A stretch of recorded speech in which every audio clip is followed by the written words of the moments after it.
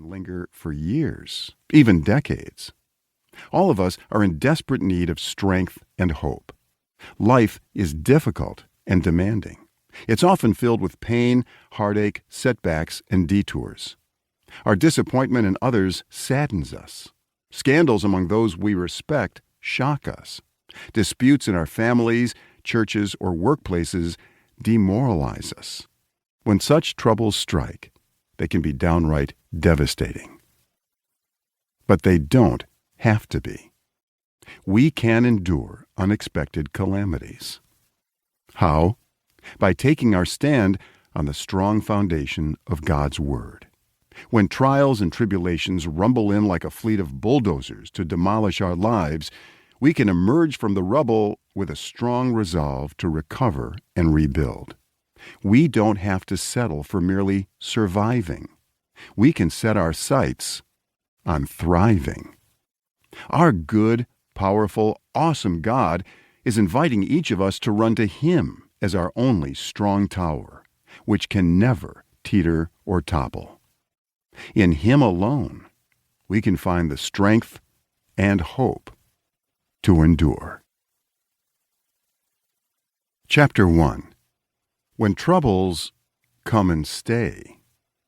Wisdom when you face long-term suffering. Some troubles come and go, like occasional spring storms that keep you huddled at home for a day or so, but eventually blow over. When the sun peeks through the clouds again, life goes on. No harm done. Other times, though, troubles come and stay, like fierce hurricanes that not only ravage our lives, but leave long-term wreckage in their wake. I know people in my home state of Texas who've suffered total loss from merciless Gulf Coast hurricanes, resulting in years of hardship and heartache from which they have never seemed to recover. We've all known days, weeks, even months or years when our particular troubles refused to go away. Instead of waning with time, they intensified or even multiplied. Sometimes we feel like these immortal words of Shakespeare have been permanently inscribed on our lives. A wretched soul bruised with adversity. Those bruises don't always show up on our skin.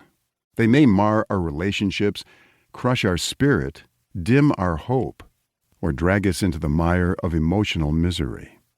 Troubles that affect us this deeply don't just come and go. They get even more complicated. The 19th century congregational preacher Joseph Parker used to tell young ministers that if they preached to suffering people, they would never lack for a congregation, because there's a broken heart in every crowd. This prevalence of sorrow didn't exist only in the Victorian era. It's commonplace in our own generation as well. Through decades of preaching, as I scanned row after row in my own congregations, I looked into smiling faces that masked deep sadness, unresolved conflict, or the latest crisis waiting to assail them again the instant they stepped out of the sanctuary. The truth is, much of life is played in a minor key, and long refrains of prolonged troubles can feel like a 2-year-old pounding on piano keys. No melody, no rhythm, no tempo, just irritating, incessant noise. Hurts and heartache, pain and disappointment, sickness and disability, criticism and failure can eclipse our happiness and cloud our hope for relief. It's hard enough to keep going when trials hit us from all sides, but when they come and refuse to go away, they can be devastating. Entertainment may temporarily dull the edge of our suffering, but it offers no permanent answers. Travel may provide a nice break, but the nagging problems await us when the vacation is over.